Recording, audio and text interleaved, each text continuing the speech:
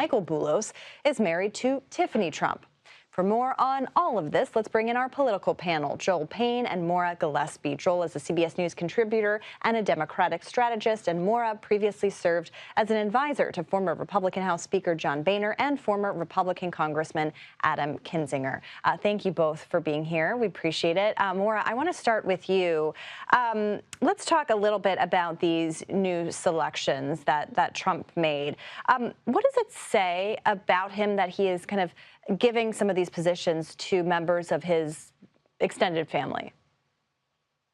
It's no surprise in Washington, D.C. that it's not always what you know, but it's who you know. And Trump certainly seems to be taking that to the nth degree here in some of his appointments. I think I'll leave it to the senators to decide during these several, during confirmation hearings to see, the substance behind these selections, aside from just the loyalty factor, which that's not a criticism. Obviously, you want to have people around you who you know that will support you as president and will do, kind of what it is that you're hoping to accomplish in your administration. So that part isn't the criticism. I think, though, then it becomes what's the qualifications that they have to have those positions. And especially in something that's as important as the Middle East, and especially what we're seeing play out right now, some of the selections that are being chosen do cause, I think, a lot of Republicans, but also Americans wide, cause for concern as what their objectives may be and who's really got the ear of the president-elect at this moment. Yeah, and Joel, as Maura alluded to, I mean, ambassador positions are often given to big donors or, close, friends or family members. But what's interesting about the Kushner appointment is that he received that pardon. So that brings me back to you as a Democrat. What are you making of Biden's pardon of his son? I think I'm just trying to process, what does Donald Trump think is the reason why he won? Donald Trump has like an opportunity with this second term to kind of change some public perception about himself, but it doesn't really seem like so far he's interested in doing that. Like if Donald Trump thinks the reason why he won is because the American people want him to go wild, go MAGA, hog wild, go as far right, go as extremist as he wants, bring in all of his loyalists, have them do his bidding for him. Okay, that's a read of the electorate. I don't think that's an accurate one. And I think that Donald Trump has a history of overreaching. He overreached in his first term. It seems like he's poised to do the same thing here. And I do think that the American people are going to have an opportunity here to start to get a sense of what Donald Trump views his charges in the second term. Is it to look out for them and their best interests, or is it to look out for himself and his best interests? We've had several Democrats who have been very critical of Biden's decision to pardon his own son after he repeatedly said he wouldn't, then he did. How are Democrats feeling about this and kind of where it leaves Biden's legacy, but also where it leaves kind of the Democratic Party? This is a mixed opinion issue, and I don't want to make it seem like it's simple. Presidents have the pardon power. They use it very freely. This is not uncommon. This is not illegal. This is not outside the law how he's using it. It is politically unhelpful right now for Democrats in a moment where they're processing the results of the last election as people don't like Washington insider business, the fact that Washington looks out for Washington. This can be read that way.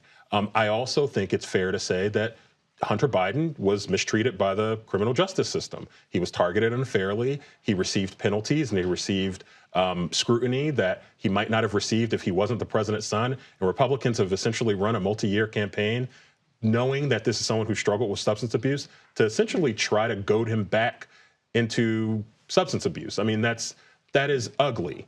And so I think you have to be able to hold both of those things true. Republicans, I believe, were a bit unfair with how they put the spotlight on Hunter Biden. I also think that Joe Biden probably did a thing here that's politically not going to be helpful for his party, that's going to have to deal with this in the aftermath of him being in the presidency. Yeah, and is in the process of rebuilding after these big losses.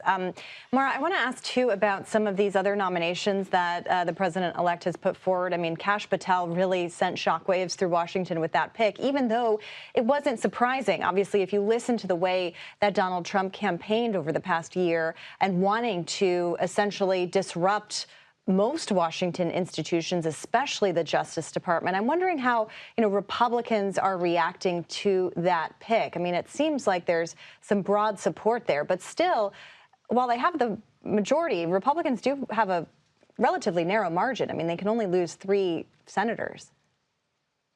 And I think with a pick like Kash Patel, and I think there are a couple others that are going to have a really hard time convincing the Senate that they are for this job and that they are qualified. And I would say Tulsi Gabbard is also one of those that I am deeply concerned about, especially as you're watching what's playing out currently in Syria and her affinity for Bashar al-Assad. So I think that it's really important, for senators to take these confirmation hearings and really dig deep into what's going on and the stances like Kash Patel has had, conspiracy theories, targeting members of the former president and president-elect's administration, but also President Biden's administration. He has a whole list in his book about who he would go after. And so I think it's really important that we take this very seriously. Again, these positions aren't, I don't want to say just, but an ambassador position. These are leading our intelligence, our security, and our safety of the FBI. So those are two positions that are about American safety.